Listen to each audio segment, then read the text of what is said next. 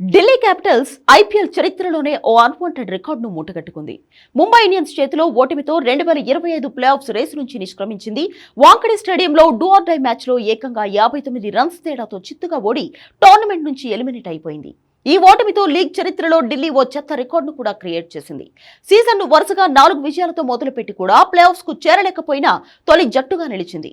అలాగే ముంబై ఇండియన్స్ చేతిలో ఢిల్లీ 21వ ఓడిపోయింది. ఢిల్లీకి ఇదే అత్యంత చెత్త ఓటమి రికార్డు. అంతేకాదు ఐపీఎల్ చరిత్రలో ఒక జట్టు మరో ప్రత్యర్థి చేతిలో ఎన్నిసార్లు ఓడిపోలేదు. ఇలాంటి ఓటముల రికార్డుల్లో ఇది 2వ స్థానంలో ఉంది.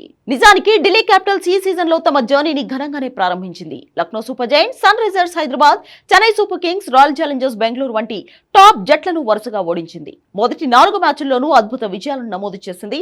సగం టోర్నీ ముగిసేసరికి ఆడిన 8 మ్యాచ్ల్లో 6 గెలిచి ప్లే ఆఫ్స్ బెర్త్ కు స్ట్రాంగ్ కంటెండర్ గా కనిపించింది. కానీ ఆ తర్వాత డీసీ కేవలం ఒకే ఒక్క మ్యాచ్ గెలిచి చివరి 5 మ్యాచ్ల్లో ఓడిపోయింది. ముంబై ఇండియన్స్ తో జరిగిన మొదటి మ్యాచ్లో ఓడిన ఢిల్లీ ఆ తర్వాత రాజస్థాన్ రాయల్స్ పై సూపర్ ఓవర్ థ్రిల్లర్ గా నిలిచింది. కానీ గుజరాత్ టైటన్స్ చేతిలో మళ్లీ ఓడిపోయింది. అలాగే లక్నో సూపర్ జైంట్స్ ను మరోసారి ఓడించినా ఆ తర్వాత నిలదొక్కుకోలేకపోయింది. చివరి కొన్ని మ్యాచ్ల్లో 2 మ్యాచ్లు క్యాన్సిల్ అయ్యాయి. పంజాబ్ కింగ్స్ తో మ్యాచ్ భద్రతా కారణాలతో, వర్షం వల్ల సన్ రైజర్స్ హైదరాబాద్ తో మ్యాచ్ ఆగిపోయాయి.